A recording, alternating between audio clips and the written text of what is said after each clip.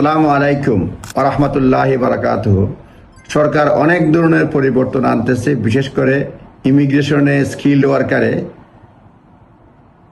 এই ভিডিওতে বলার চেষ্টা করব যে অ্যাকশন পয়েন্ট ফর এমপ্লয়ার্স, যারা এমপ্লয়ার তাদের জন্য কি অ্যাকশন পয়েন্ট রয়েছে। Following the release of statement of change হওয়ার পরে short window of sponsor employees and potential recruits under the current and flexible skilled worker visa criteria এগুলি change হয়েছে, including roles below RQF level 5। এখন বিশেষ করে 22 July 2025 সাল থেকে work পারমিটে RQF level 6 এর নিচে কেউ আসতে পারবে না আনলেস exemption applies। তবে 22 জুলাই থেকে এমপ্লয়ারদের জন্য কি অ্যাকশন প্ল্যান সেটা বলার চেষ্টা করব। Employer should assess which roles an individual may be impacted by the skill level change। এমপ্লয়ারদেরকে দেখতে হবে কোন পদ পদবী ব্যক্তি নতুন স্কিলস লেভেল চেঞ্জে এফেক্টেড হবে। Request is increase the certificate of sponsorship allocations to cover potential applications। potential applicationের জন্য তারা রিকোয়েস্ট করবে সার্টিফিকেট অফ স্পন্সরশিপ অ্যালোকেশনের জন্য তারা রিকোয়েস্ট করবে assign cost certificate of sponsorship before deadline of 22 July 2025। Assign করবে certificate of sponsorship before deadline of 22 July 2025 if the applicant needs to be benefit from the current skilled worker regime।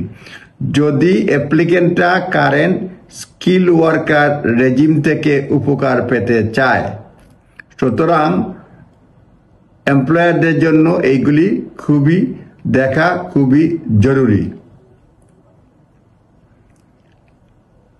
আরেকটা update বলে এই video শেষ করতে চাই, সেটা হচ্ছে Statement of Changes to Immigration Rules June 2025। Statement of Change to Immigration Rules publish হয়েছে 24 June 2025। সেখানে মোস্ট সিগনিফিকেন্ট নিউজ হচ্ছে change of continuous residence requirement for you settlement scheme. You settlement স্কিমের রেজিডেন্ট রিকোয়ারমেন্ট স্কিলটা change হয়েছে, so that applicant with pre-settled status will no longer need to have continuously resident in the UK since the end of transitional period to remain eligible for settled status। এই কারণে you settlement যারা pre settled রয়েছে তাদেরকে কতদিন থাকতে হবে সেই ব্যাপারে ব্যাখ্যা আসছে। লেখছে যে pre-settled status will no longer need to continuously resident in the UK since the end of transitional arrangemenটের পরে লং টাইম থাকতে হবে না। বলা হচ্ছে if they have been resident in the UK 30 months in past 60 months, 60 মান্থসের মধ্যে তারা যদি 30 মাস থাকে তাহলে তাদের রেজিডেন্সিয়াল ক্রাইটেরিয়া ফুলফিল করবে। নিজ দায়িত্বে কিন্তু দেখে নেবেন। স্টেটমেন্ট অফ চেঞ্জ হয়েছে এটা 24 জুন 2025 সালে। এটাতে ইউ সেটেলমেন্ট স্কিমে যেটা বলা হয়েছে যে 30 মাসের মধ্যে 60 মাসের মধ্যে 30 মাস থাকলে রেজিডেন্ট ক্রাইটেরিয়া ফুলফিল করবে সেটেলমেন্টের জন্য।